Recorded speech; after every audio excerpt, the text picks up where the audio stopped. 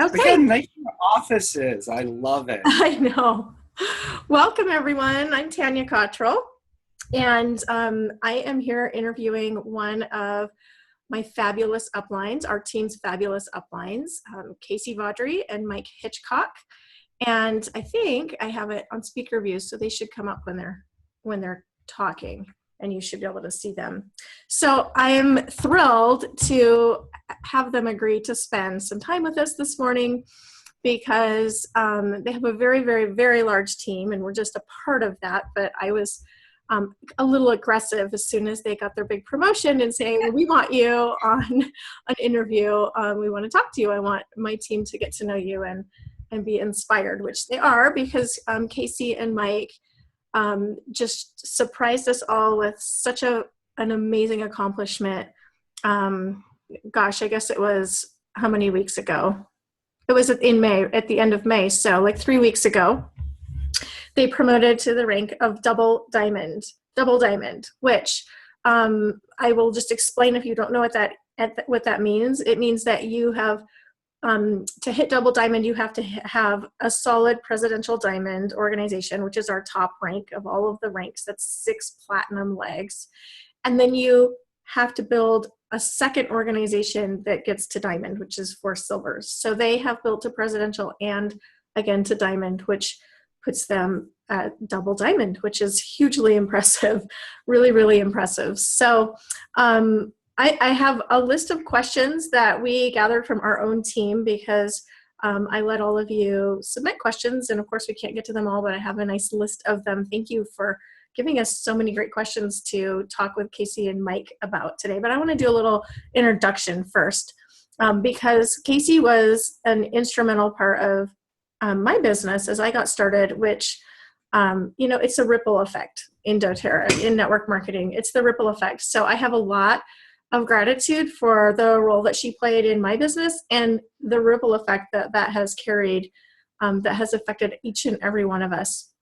And this was pre-Mike. Mike wasn't there yet, but he has a fabulous role now. But I will, I just want to, I'm going to give my vantage point, and then I'll let Kacie tell a little bit about her getting started story. But so I enrolled 5 years ago, actually just about this time, 5 years ago at the end of June. And I was enrolled by Melissa Mordner, who is Blue Diamond also, who you all know. And she was brand new, and she shared, I'm so grateful to her because she shared a sample with me and invited me to a class. And then her enroller, Natalie Wasaki, was teaching that class. And Melissa invited me over, and it was Natalie's first class. They were both fairly new in the business, but they were awesome at helping me get started and helping me enroll and helping me with some classes. But right after I enrolled and I got started, they made a point to introduce Kacie to me.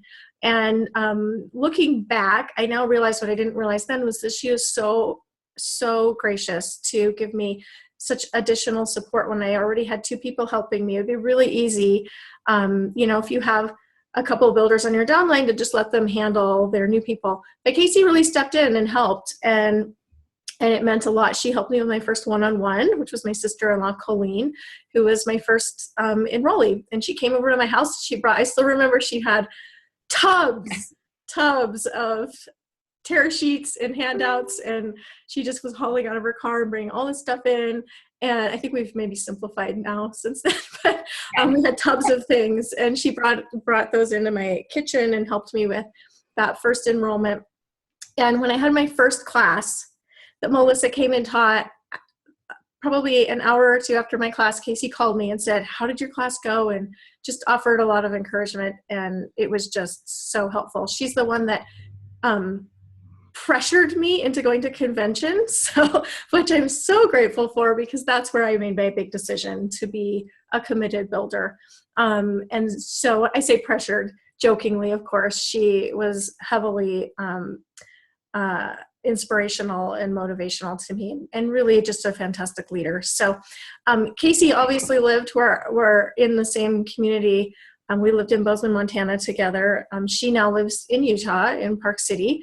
So we don't get to see each other all that often, but But nevertheless, her influence has trickled down and has really been a huge influence on our team.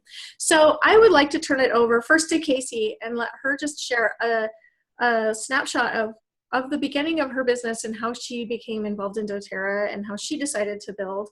And by the way, right after I started that month, Kacie went diamond. And so we went to convention and we watched her walk diamond, which was, it was a major, major part of helping me see the vision. Because when I went to my first class, and this is kind of funny, we don't usually in classes talk about how much money people are making and doing the business, but you know, we were all new. And so the topic came up and it actually really worked. It really helped me to show some interest. But Natalie, I remember telling you off to the side, why you should meet my enroller. I think you were a gold. Did you promote from gold to diamond? Or were you a platinum? I think you were a gold, maybe. Yeah, I was short-lived platinum, I think. Yeah. So I think you were a gold at that moment. And she said, she's making $5,000 a month, and my jaw like hit the floor, which is a lot of money. And I remember thinking, gosh, if I could just make $1,000 a month, it would change our lives. So of course, you know, that was just small potatoes compared to where things have gone, but it made a big impact on me. So her story did before I even met her. So Kacie, tell us a little bit about when you started, like before that, before I met you. How did you get started with dōTERRA? And what made you want to build a business? Yeah. So it's been almost 6 years, a little over 6 years for me since I've been in the business. And it really just started for a need for the product, which I think the majority of people come into this with the same exact thought, is they just need the product for a certain condition. And solely my son was struggling with ear issues, and Peggy Smith, our upline, was reaching out to me on a regular basis, trying to get me to use the product because she had went from her company to dōTERRA, and she was looking at me as a business prospect in Bozeman, but I just needed the product. And I'd been an essential oil user for about 20 years when I reached out to her and asked for help with Sully, and she overnighted Melaleuca and lavender to me. And we used it, and we completely changed the path that he was on medically by using the product. So I just started to fall in love with it. And gosh, there's like such a huge backstory to this, but I feel like my story's evolved so much that I look back at this and I'm like, I don't know that this is who I am anymore, but I was going through, you know, a tough time. I was going through a divorce, and financially we were really struggling, but I ended up buying the diamond kit and I hoarded it in my home. I used the last $2,000 that I had on my credit card, and I bought myself the diamond kit, and I had no intention of building the business, and I just used it. And for 8 months, I used the product and fell absolutely in love with it. And my husband at the time said to me, "You're kind of selfish." And I was like, "What?" And he goes, "All your friends around you are sick, and you've got something that's like totally changing our lives. You should really share this." And that's when this light bulb went off. And I did not want a business. I was super content teaching at the university. And in my mind, I felt like that's where I needed to be because I invested all this money into this education. And I was like, I'm not going to leave my career. But I started sharing just really, really casually in Bozeman, and from a very servant place, not building a business. And every single paycheck that came in, I just looked at it as being this huge bonus. And then I hit that $5,000 paycheck and I was like, oh, this is like my new career. So that's kind of my beginning in a really small nutshell. I mean, there's so much to my story, I think, Tanya, and you know that. It's just, I don't know how much you want me to get into. I could talk for whatever you want. Yeah, I mean, I think there's just so many pieces. I went through, you know, I hit diamond, and then I think this is the beauty of our industry is because I worked so hard in those first 2 years. And this is when Tanya and I were working closely together.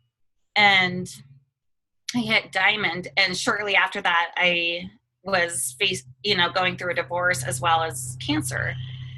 And I remember I took 6 months off and I really let my team shine. And I wrote this heartfelt email to everybody telling them, that they've got this, that they can do amazing things. And just the power of our industry. And when you build this momentum, at the end of the 6 months of my treatment, I hit Blue Diamond.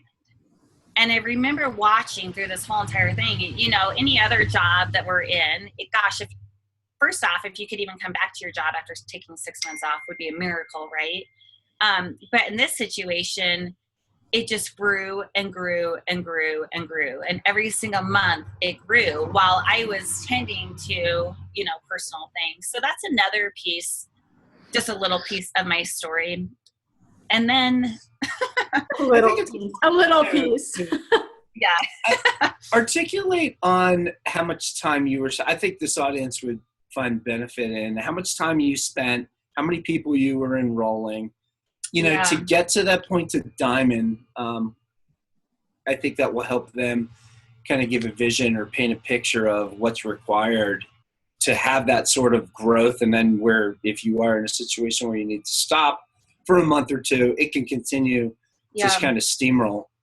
So for me, I just had a very consistent activity. So every single week I set out to talk to 5 to 8 new people. And at the end of the month, my personal goal was to enroll 5 to 8 people.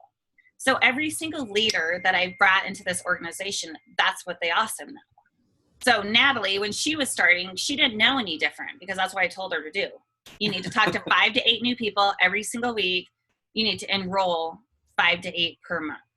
And by doing that and getting your team on board, doing that same exact activity, that's how you build the momentum that keeps a business growing. So it could be a Saturday, and if I hadn't talked to anybody, I was figuring out how I was going to get in contact with 5 to 8 people.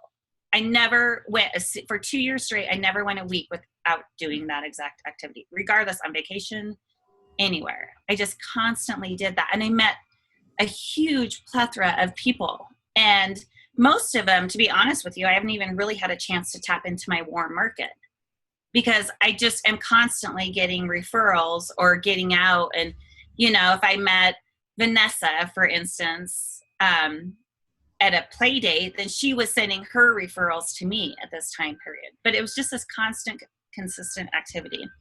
And I would say in the beginning, I was working consistently 15 to 20 hours a week. And I always tell people it was money-making activity. So that doesn't include perusing Facebook, right? It's every single thing that I'm doing. If I'm sending out a sample, there has to be an ROI at the end of that sample going out. Or if I'm on a phone call, I'm not spending 45 minutes chit-chatting about life. I'm very strategic about who I'm talking to and how I'm spending my time. And that's how I got it down to about 15 to 20 hours. However, right now we're working about 40 hours each. Well, you just had a big push. Yeah. So that's kind of my story. I know it's not, I left out a lot of details, but gosh, it's just changed so much and evolved. So I look at, my hardships in the beginning, which really drove me to build this business, aren't driving me to build this business now. And it's such a service for me to be able to go out and tend to people and take care of people. And it's how Mike and I meet people every single day. I mean, gosh, we have people that come and lay our sprinklers and, we're giving them deep blue. Mm-hmm. And it's just, that's how we take care of the people and that's how we're meeting people. So, and then I met Mike.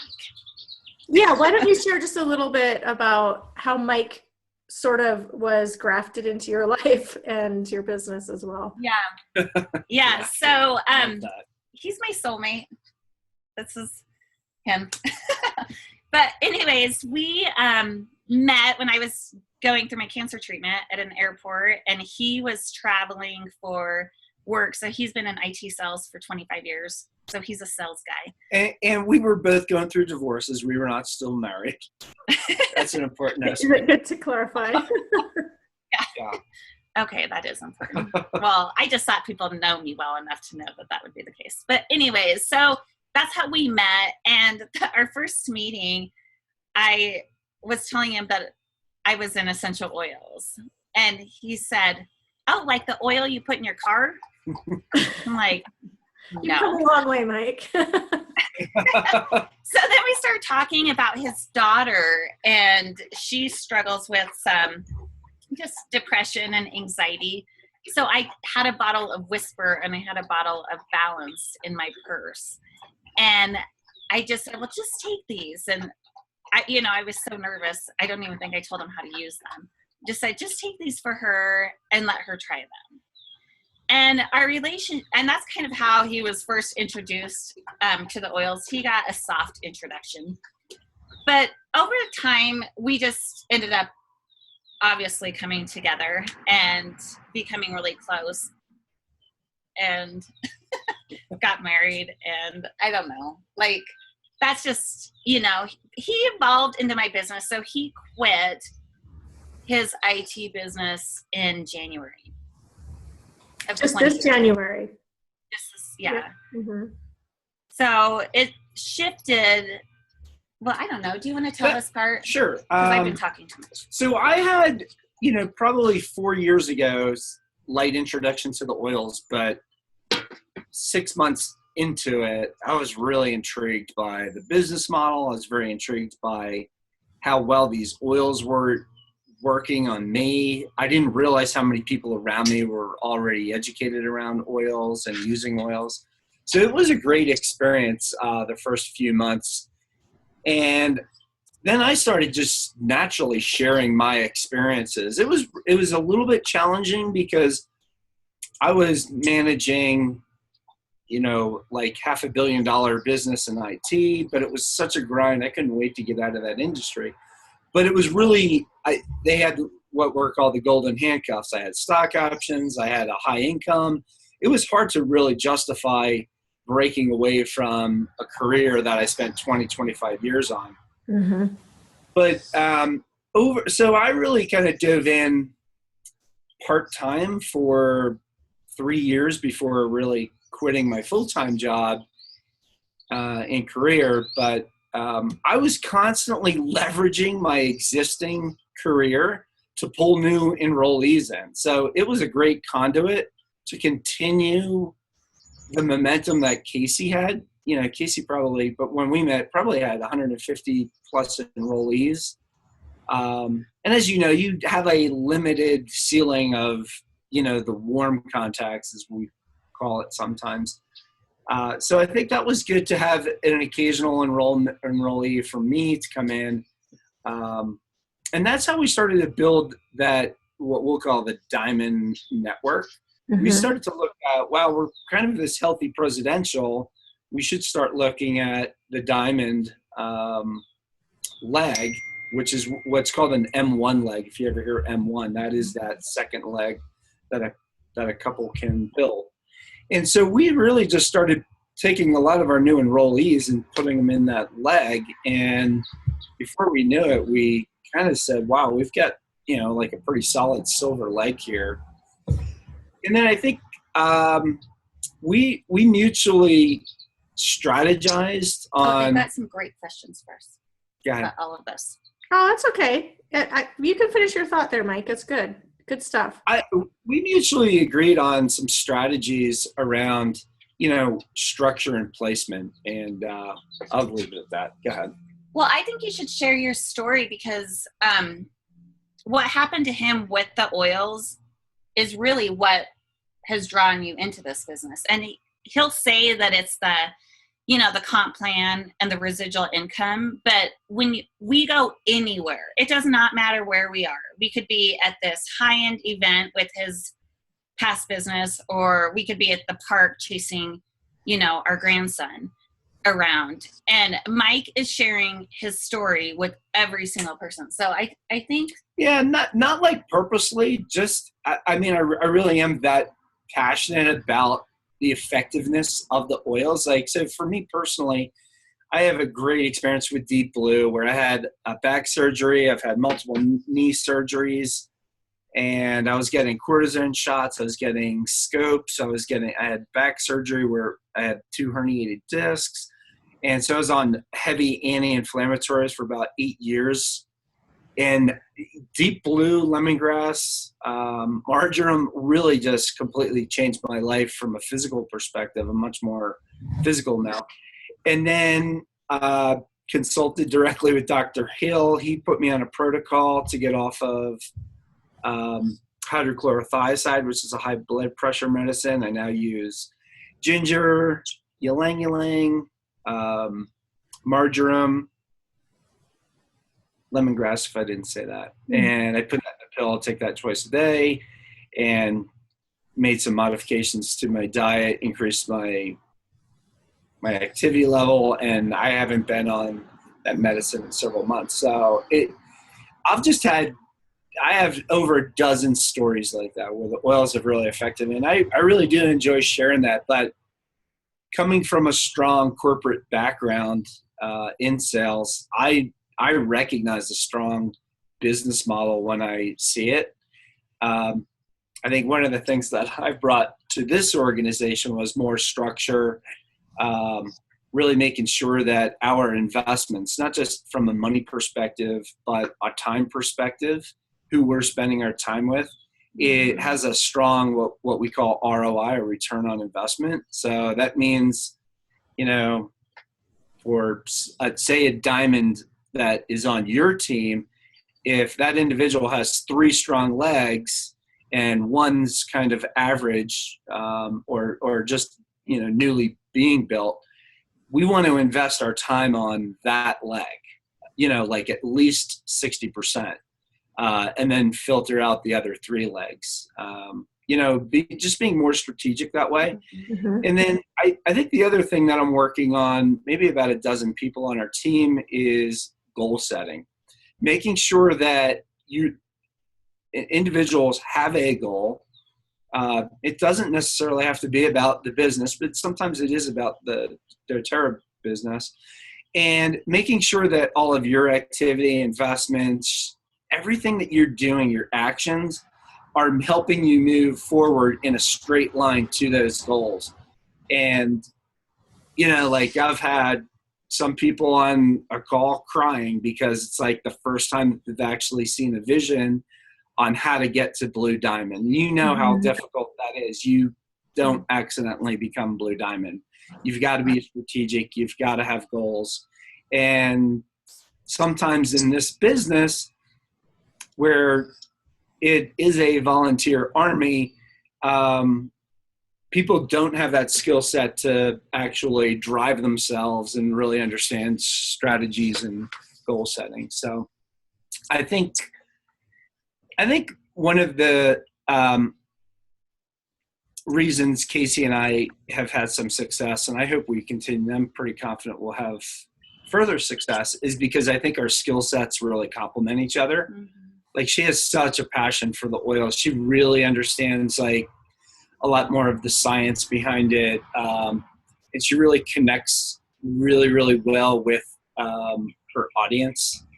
And she bounces around a room and is all bubbly and giggling. And, I bring a little more of the structure and organization to it. But we really have a lot of fun working together. So one of the messages that I would ask your team to take away from our experiences, and I think you and James have this as well, but it's working as a team. Like, if you have a spouse, bounce ideas off of each other, be professional. This is a business, and have fun doing it. And I think we really have a great balance on doing that, and that's going to continue our longevity.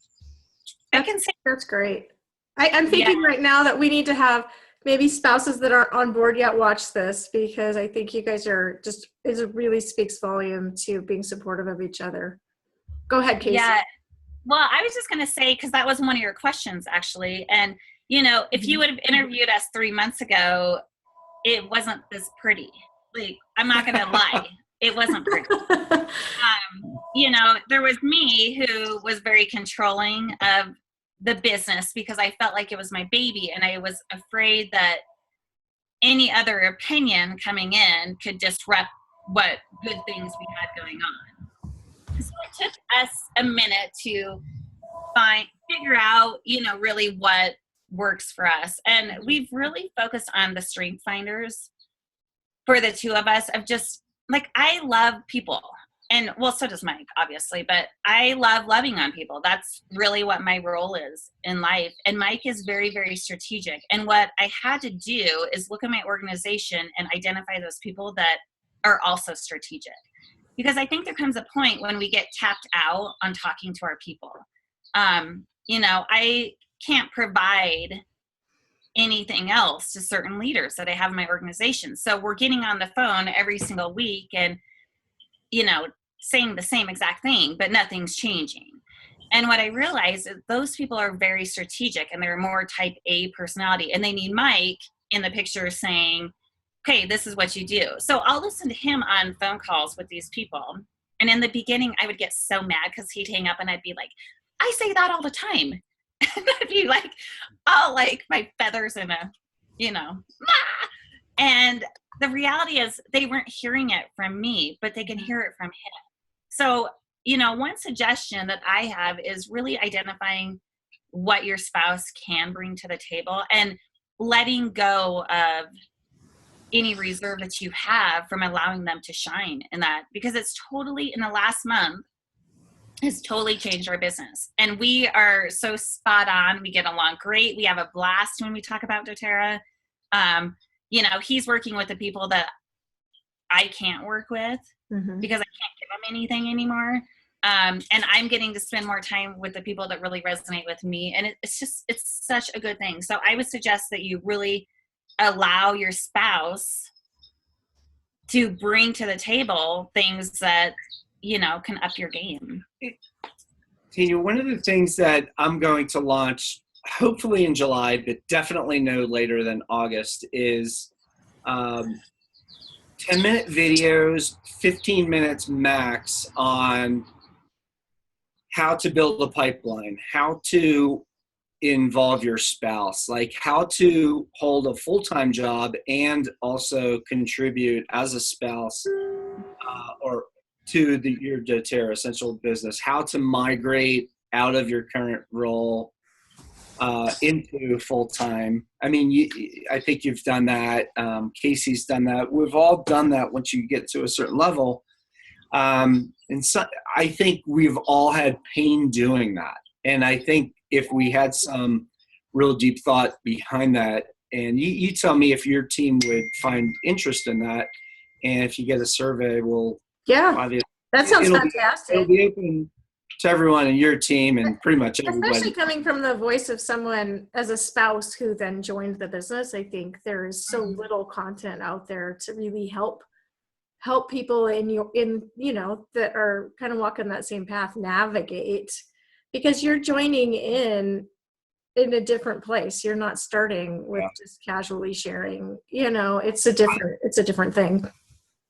Yeah. I want to have just some normal conversations too on these webcasts around how to take advantage of the tax breaks, how to really talk about creating a business case. Most people don't really know what a business case is, or a 2-minute elevator pitch, like how to create your own specific content that you can share with your network that you're comfortable with. So you'll hear more of that. It will be available. They'll be recorded, so they'll be available for anyone who wants to hit our website, which we should be launching a little bit more public in the next couple of weeks here. But we're really excited to provide a lot of content, additional training for your team that your team will have access to. That's free of charge. And then I'll do videos on how to not be a crazy spouse, bringing your spouse in. I think that's what we ultimately need, right? Why don't we take some questions? Yeah. In fact, you guys kind of answered our first few about your strengths, weaknesses. I mean, we kind of heard your strengths and how you got to that, which is fantastic. So we had a couple specific questions. This one I think is really specific, but it's good. How do you decide who you're placing on your front line, and when do you decide to add more people to your front line instead of just building deeper? Can you talk a little bit about your strategy in that? Yeah, so we generally don't put people on our front line unless something's very solid. generally speaking. To answer that is very different the way we're looking at it, because we do have a presidential leg and a diamond leg. So right now, like going for blue diamond leg, we obviously are in a mode where we have to solidify that diamond leg and our presidential. But we are looking for a frontline leader. So when you put that on there, it's like, how did they know that we were looking for a frontline leader? So for me, it's a lot of it's off of gut. I have a criteria for anybody that goes on my front line, and it looks like this. One, they must be successful. So it doesn't mean that they have to, be financially successful, but they just have to be successful overall in their life. It's really challenging to bring somebody up from the dumps and let them see, I think overall, I'm trying to be really kind as I say this. Overall, people in dōTERRA are generally happy and loving. And when we're not in that place, then it's not really a good place of leadership. So I wouldn't want to put somebody on my front line that wasn't in that place where they could lead a team. So success. Second is their partner has got to be on board. The last thing I want to be doing is dragging someone out from their home life on a Thursday night to teach a class when their spouse or partner's at home angry. Third, and this one's kind of funny, but I always say like they have to be cooler than me.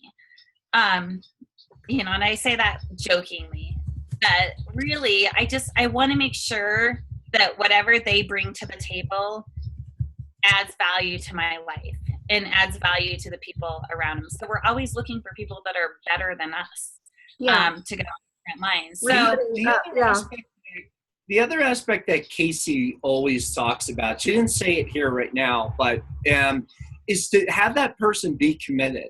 Like they have to commit to a certain level of activity, a certain time period. And then those people have earned that right to be on your front line. So where there's a lot of silver, platinums, maybe some diamonds that are on this call, and they're in that situation, maybe a diamond's looking for, or a platinum is looking for that next leg, that fourth leg to get to diamond. I would tell that person that you have to be committed. You have to be successful, but not successful in the corporate world. You could be a successful mom. You got to have that personality, that juice, that somebody that owns their life, really. And yeah. I mean, we all know that person, and that's maybe we need to come up with a better description of that.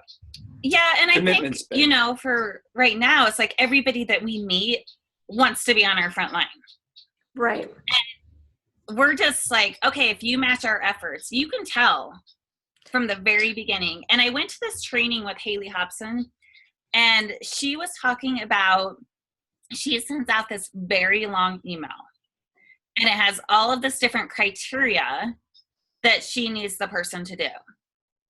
And she said she'll send it out to 30 people, and she'll get one person that responds the next day. And she'll say, I know that's my person. Yeah. Because from day one, they're committed. And I think you can look at that. It's from the second they enroll, you can feel their energy, you can feel their vibe. What are you going to do? When are we going to meet again? When's going to be your class? Yeah. And you start picking that, because everybody wants to be on the front line.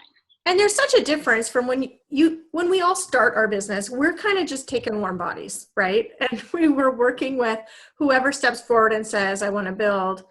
And then sometimes that works out, and sometimes we have to shift and re-strategize and use someone down below. But as you become solid, like maybe solid platinum or so, there is this shift, wouldn't you say, where you're actually really being careful about who you're placing there and who you're recruiting, because you understand a little bit more, and you're not feeling like I'll take anybody to get my 3 and get my power of 3, right? Yeah, you're not signing up your mom anymore. Right. I'm going to elaborate on that person that's platinum going for diamond too. And say you've got that fourth leg and it's just struggles to be elite, and you find a builder. Put this new builder under that elite that's struggling to get to silver for your qualifying leg, and build that person, but continue to hold their in rollership until someone else needs it, or they've passed the person that you've put them under.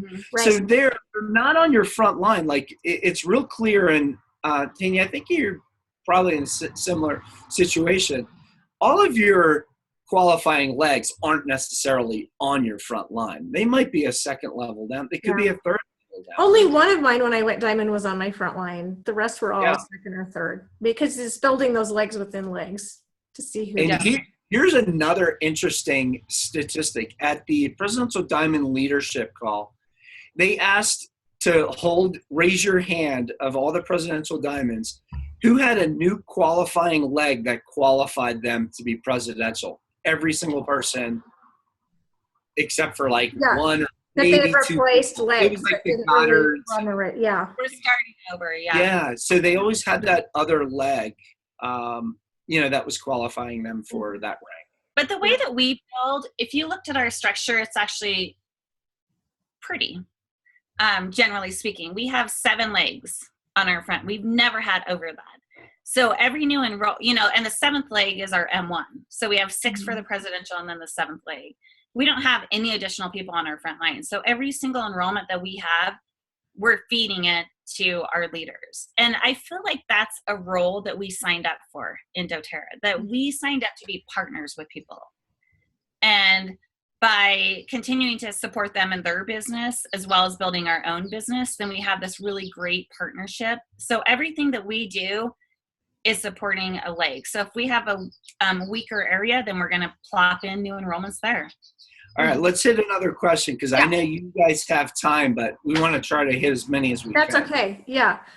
This is a good one. I think this is really thought-provoking. So someone asked, how would you advise someone, obviously who's early in their business, how would you tell them that they have the ability to convince people to build the business with them when they themselves have not yet made any money? Yeah, so one thing I would say to this is that we make a lot of assumptions on what a lot of money is. And I remember when I was getting started, $400 would change my life. And now I look at that and I'm like, I couldn't even, pay for our grocery bill with 6 kids. So I think we make these assumptions on what a lot of money is. So $200 is of value, and we have to be excited for the fact that we're even making any money. I went into my bank in Bozeman, like when I very first got started, and I took in a check, and he was like, you're one of the few people that's making money. This is so awesome. And it shifted my thinking, and my check was like $200. And I was like, that's how people view it. Like, this is a big deal. So I would just say, like, you don't ever have to give a number to what is of value. I think just going at it from this confidence that I am making money, I'm contributing to my family. And because the people that are, making $200 or $300 a month, generally speaking, are working really hard at being stay-at-home moms, or they have another job. So I guess that would be what I would say, is don't make an assumption of what is considered. I never tell my paycheck, ever. I would never tell my paycheck. Yeah. Sitting down with someone, because it's not even relatable. I was more excited about sharing when I made $5,000 a month than now. Right. So don't ask me, Tanya. I'm not. How much are you making? Mike, do you have anything to add to that? Yeah. It's a hard one. It's a really good question. Maybe I should just leave it. You answered that pretty well. You answered it pretty well. Yeah.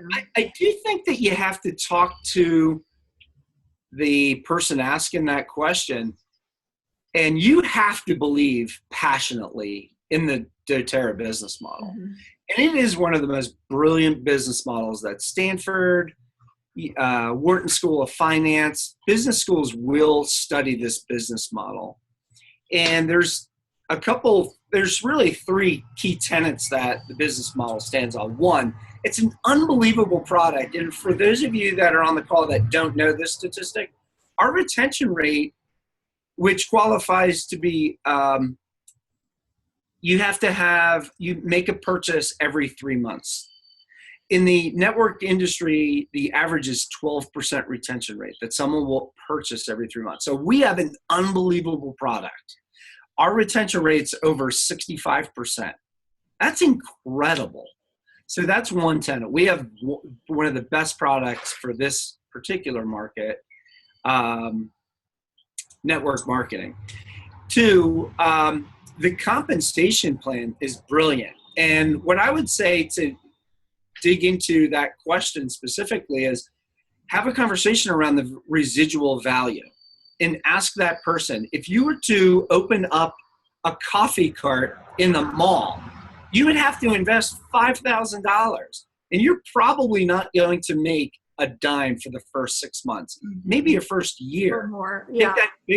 Maybe it's a pizzeria or a dry cleaning store where you've got $100,000 investment and you're not making money for 2 years.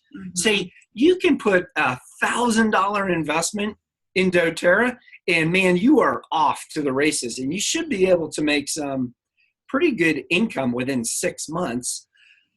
So I think that's kind of the second tenet is talking about the compensation plan and then talking about that residual value.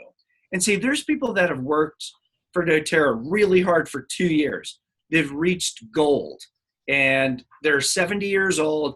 They're checking out and they're just going to work an hour or two to maintain that. Well, over those 2 years, they produced an income of $5,000 a month. That's $60,000 a year. But if they work an hour or two a month and just maintain it, that's working 2 years and making $600,000 because that residual value will continue to come in over a 10-year period. There's no corporate job that you can invest. So I would encourage your team to talk more about that residual value and remind them that this is a business. Like you shouldn't expect to make money the first 6 months. You will, you should, but don't have that expectation. Reinvest it back in your business with samples, reinvest it with spending time traveling to your team, reaching out. And then once you get to that point where you're silver gold, then go to Diamond Club. And, there aren't enough people taking advantage of Diamond Club. It's like 10% of people that, out of 100% of people that are qualified, only 10% actually apply for that. And there's some wonderful benefits that can help offset the costs of the travel for Diamond Club. And I think another thing too to be thinking about when we're talking about a paycheck or how much we're making is I always want people to be very aware of how much they're actually putting time into dōTERRA. Because people will come to me and they're like, I'm not making any money. And then I'll sit down and I'll say, well, what exactly are you doing? And we start breaking it down and they're, working maybe 15 minutes a week and they're making $300 at the end of the month. I'm like, wow, that's like a $300 an hour wage. That's actually pretty fabulous if you break it down. So we know that the people that work consistently 10-hour money-making activities on the right things, are making money. So they're not having this issue. The people that aren't making money aren't actually effectively working. I'm going to say I have a real scenario right now, and this might resonate with your team. This individual wants to make $5,000 a month. He lives in New York, just outside New York City. He has 3 stay-at-home moms that love essential oils, love dōTERRA. They want to get enrolled. Nate, my contact, wants to enroll, wants to bring them on board. He's not even enrolled and he's talking to people. Yeah, so interesting. And so he wants to make his goal. I asked him, I said, what's your goal? I want to be able to make $5,000 in a year. Well, for the person who asked that question, ask the question back to the person. How much money do you want to make? There is a path to make $5,000 a month or $5,000 a month in a year. But there's a certain path. There's a certain level of activity. There's a certain level of execution. Like, that's great that you met with 9 people this month. How many did you enroll? None. Well, you have to execute too. So you have to figure out, okay, maybe there's a skill there that I need Tanya or Kacie or Mike or James, somebody to teach me that skill on how to help close or get those people that are enrolling. So have that goal, and maybe it's $1,000 a month. And if it's $1,000 a month in 6 months, teach those people, this is the answer, teach them the power of 3. Make sure you have at least the first level, but strive for the second level. That's $250. Strive to be premier. Premier, you start to get an extra bonus that dōTERRA introduced 2 months ago. That's an extra, I think, about $200 a month. So now you're $300. And then talk about, to maintain $1,000 a month, you need to have 4+ enrollees. You have to have your team grow by a total of 10 new enrollees, per month, and you'll surpass that goal of 1,000. But you have to understand what the goal is, and you have to help craft a path for that person. Mm-hmm. Yeah. Okay, I'm gonna throw another question at you. Mike's from Park City, Utah, and Kacie lives there now that they're married. And you have a large team. You've talked to a lot of your warm market. I think a lot of people look at you and your growth and success, and the thing that isn't computing for them is, how do they keep finding people? How do they keep finding people to talk to? And, you're right there close to corporate where there's lots of dōTERRA users. You already have enrolled a lot of people. So can you solve that mystery a little bit for those that are watching? Like, how do you keep sharing oils with people? Where are you finding those people? We probably find, honestly, a new builder weekly, I would say. We're super social, and everywhere, Mike loves to tell a story. So we have the sprinkler guys, and we just got done doing this huge landscaping project, and we have the excavator out there, who's limping around. So then, of course, Mike starts telling his story, and the guy comes over to get paid, and he's like, my wife and I want to sit down and talk to you and build a business. And it really comes, and I say it in that simple form because that's how simple it is. Like, everywhere we go, we help people. So we're trying to get everyone to have an experience. So we constantly have the oils in our pockets. I don't give out samples, to be honest with you. I haven't given out a sample in 3 years. And my approach is I want them to have an experience on the spot while we're sitting there together. So you're putting the oils on them while you're there. Yeah, but I think our picture maybe doesn't relate with everyone, because I think we do have a lot of success, so people are drawn to us. But we are very social. Like, we have kids that ski, we have kids that play in lacrosse, we have kids that have extracurricular activities. We get invited to a lot of parties. We accept a lot of those things. We do go to those events, and so I'm going to give a webcast. I've already done this once, and it's on how to build a pipeline.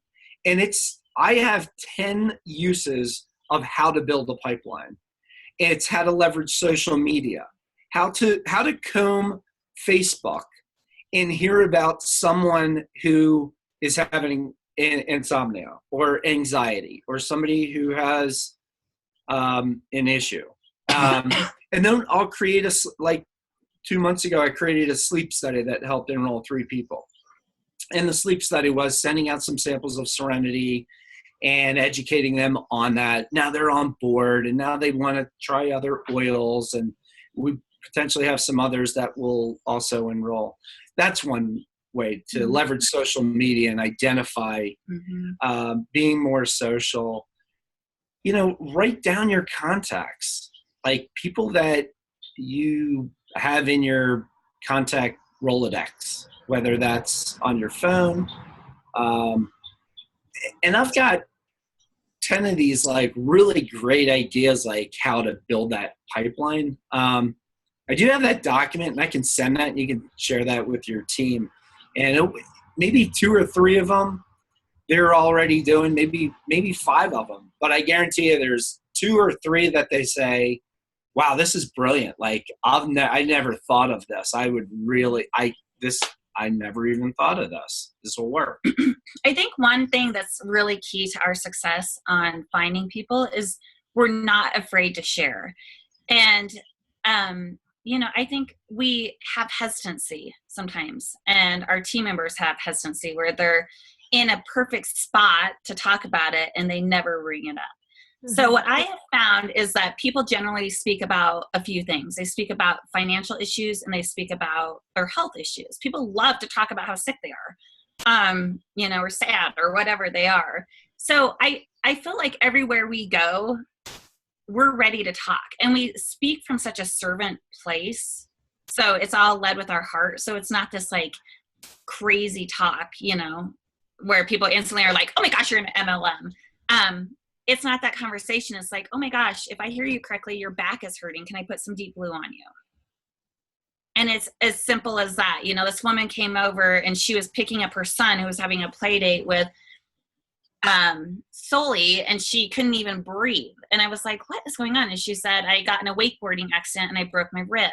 And I said, oh my gosh, do you mind if I rub some deep blue on you? Of course, it's uncomfortable. She's lifting up her shirt and I'm massaging her, but she called me the next day and she's like, I really want to meet with you about this. And it wasn't because I was trying to recruit her into my business. And I think that's the shift that has to happen. And sometimes it's hard when we're in the beginning and we are trying so hard to make this work out that we come from a place of desperation, where I would just ask everyone to shift that desperation into servant and really come from a place of loving on people, and you will get so busy. I'll give you one of these pipeline building activities that I bet some people out there are doing a form of this, but I would ask you to really dig into this. If you have a conversation with someone new, and you feel that you've got at least 10 minutes of this person's ear, ask them so many questions about them, and don't stop asking the questions. Just keep finding information about them. This is really like a sales type of activity that I've learned in the IT industry. And you just keep asking questions. Mm-hmm. And then if you know you have like less than 5 minutes with that person, stop asking questions and wait for a real long pause. And I guarantee you 99 out of 100 times, here's the response. Well, tell me about yourself. What do you do? They're going to ask about you. Mm-hmm. And you say, well, it's funny they ask that. Like, I just quit my career of 25 years in IT to join my wife in an essential oil business, something I never saw coming. If you talked to me 5 to 10 years ago, I thought I would be in this grind for another 25 years slugging IT. And it's been the best move of my life. My anxiety's down, and I have all these wonderful experiences with the oils. Now, I remember earlier in the call, you mentioned that you had knee surgery last year. I had something similar to that. If you're asking a lot of the questions about the person, you're going to find something that you can tie that back in. Mm-hmm. If you practice that skill, that will be the number one skill that you can learn when you're on a plane. When you're on a plane, you'll sit next to somebody for 2 hours plus maybe. You have a great opportunity. Just ask them a couple open-ended questions. And you'll find that dialogue can go along very naturally. Yeah, I love that. I love that tip. And I love, Kacie, what you said about the desperation. I think it's so common, and we don't realize how much we're sabotaging ourselves because you can't hide desperation even if you try. No, it just doesn't feel good to people. So, okay. I'm going to end with this question.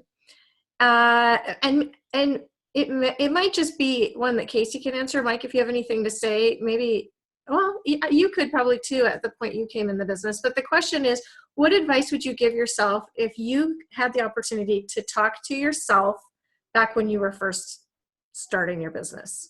Or Mike, when you were first starting the process? Yeah. Oh gosh, this is an easy one for me. I would be way more organized. I lost probably 1,500 contacts, to be honest with you. And that's probably minimal about the amount of people that I've shared with or loved on, because I didn't have anything in place. I lived off of sticky notes. even to this day, it's like, gosh, we run this multi-million-dollar business and I just don't have any kind of tracking organization. And it's mainly because my personality doesn't allow for me to be that way. But, you know, I have Mike who's like constantly organizing me. But that would be my number one thing is like, get some things in place, how to launch builders. Gosh, that's like the number one thing that we don't do right in this business is we aren't launching people. We aren't giving them the opportunity. We're waiting too long so that when the excitement period is over, we've lost them. If we don't get somebody excited and rolling in this business right away, then they'll never do it.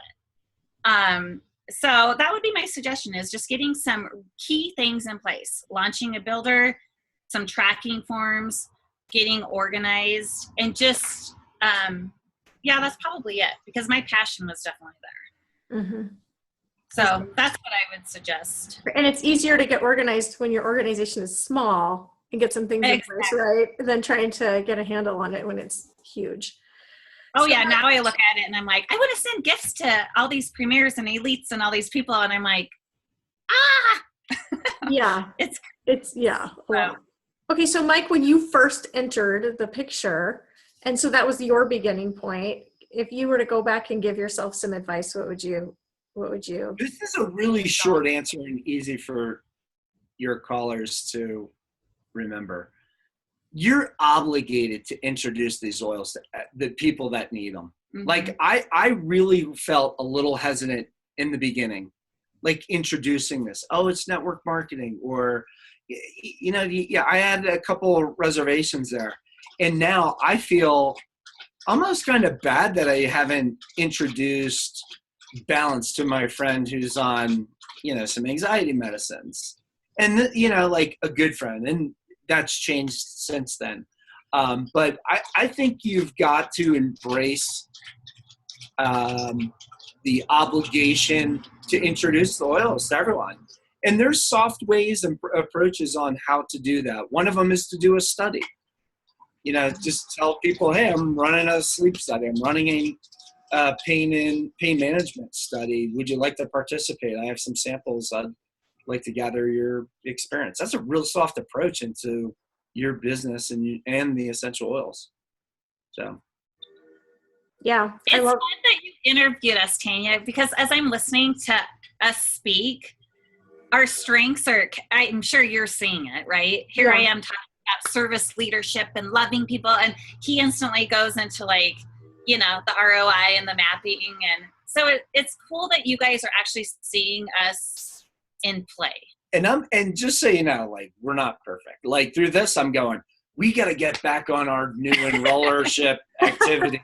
We got to get our builders launched. Yeah. I know, that's what I'm thinking too. Like, well, it is really funny that Kacie, your advice to yourself would be on the organization side, and which is Mike's strength. And Mike's advice to himself would be more on the servant side, which was Kacie's strength. But you've both learned those. You've both learned those through the process. So there's so much growing that we all do in this business. Yeah. Well, I wish we could just keep talking and talking. I know that you have so much nuggets of wisdom and experience, but if you have other questions, sorry to interrupt. If you have other questions that are didn't get answered, just send them our way. We'll answer. That sounds great. We can do like a little 2 or 3 minute video. Yeah, absolutely. We look forward to hearing from you in future opportunities, and congratulations from our whole team to both of you. We're very proud of you. You're an inspiration, and we really appreciate you taking the time out of your busy schedule to sit down and share with us. And thanks everyone for joining. I will have the recording posted for our group, and I'll get it over to Kacie and Mike so they could share it with the rest of their team as well. Yes, Mike. Before we do end, I do just want to thank you for hosting this. Mm-hmm. I want to thank everyone on the call. I really am heartfelt saying, like, I hope we're an inspiration for you and everyone on the team to keep driving. I truly believe dōTERRA is a organization that allows ordinary people to do extraordinary things. And so I really do hope that this is inspirational. And I want to thank you and everyone on the call because as you are, you're thankful for your team. We're very thankful for our team. We don't take that for granted. That's why we run around crazy at convention trying to hit everyone's dinner event. And but thank you all so much. We're very appreciative. Absolutely. Thank you. So, okay. Well, we love you guys. We appreciate it. Thanks, everyone. Bye-bye.